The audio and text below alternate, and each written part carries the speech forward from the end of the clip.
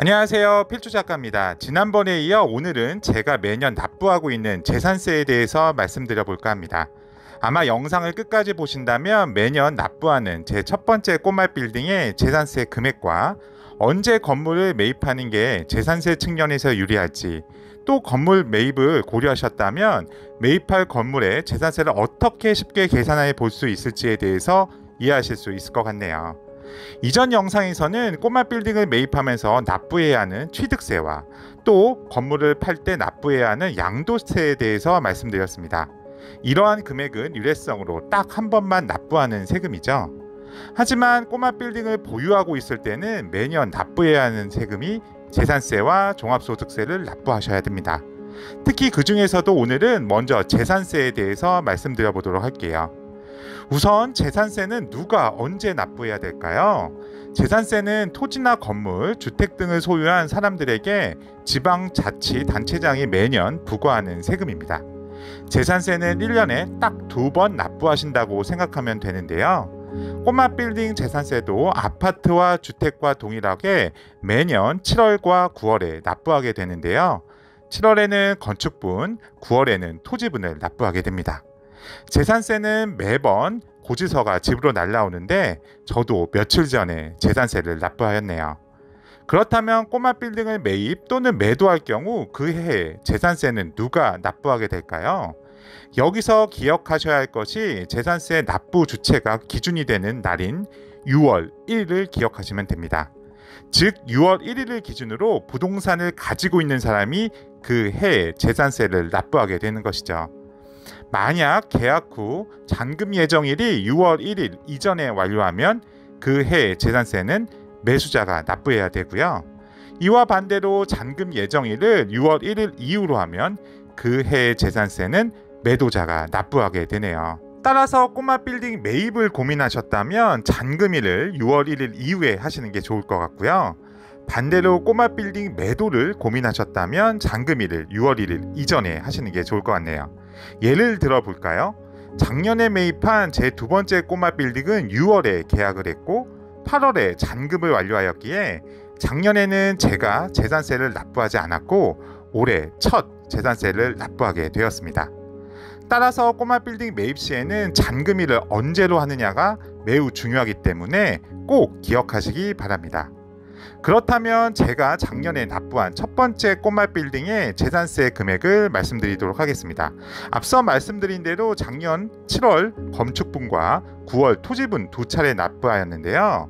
우선 제 첫 번째 건물은 경기도 지역에 있고 토지는 약 50평 정도 되고 건물은 약 20년 되어서 5층의 연면적은 약 150평 되는 꼬마 빌딩입니다. 매매가는 3년 전 22억 6천만 원에 매입하였지만 며칠 전 부동산에서 연락이 와서 시세를 확인하니 현재는 약 30억 정도 건물이 되었네요.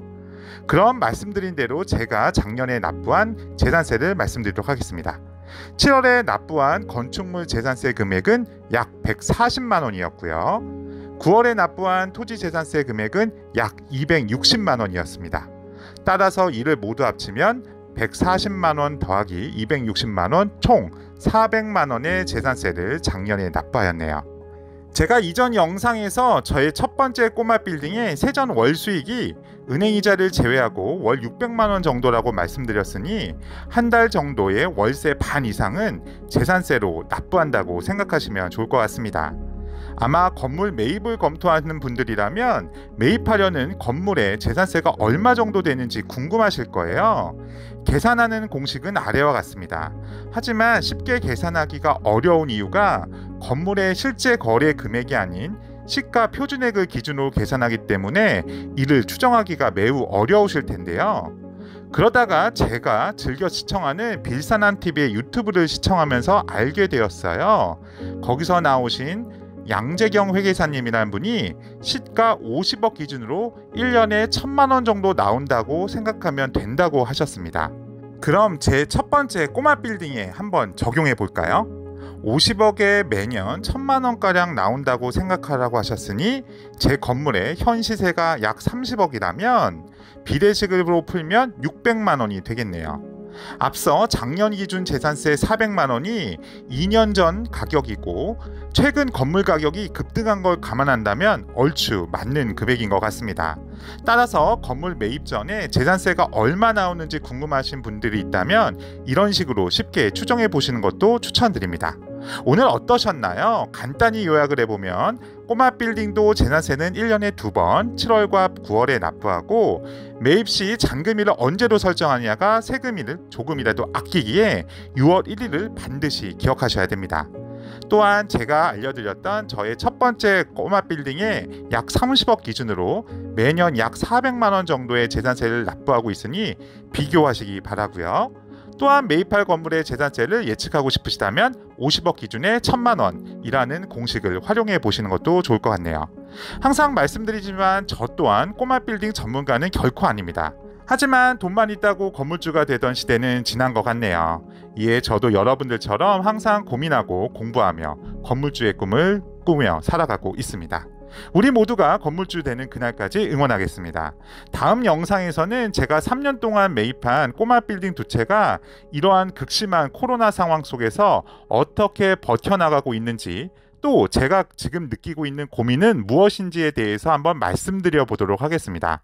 그럼 영상 봐주셔서 감사드리고 제 영상이 좋았다면 구독과 좋아요 부탁드립니다. 감사합니다.